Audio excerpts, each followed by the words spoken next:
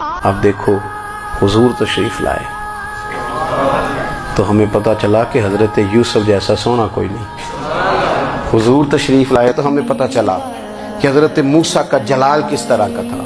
یہ تو حضور آئے تو نبی پاک علیہ السلام نے اس کی بھی عظمت بیان کی، اس کی بھی شان بیان کی. حضور نے بتایا کہ ابو بکر صدیق کی شان کیا ہے، فاروق اعظم کا مرتبہ کیا ہے، عثمان غنی کی حیا کیا ہے، مولا علی کی شجاعت کیا ہے، اہل بیت نبوت کی عظمت کیا ہے.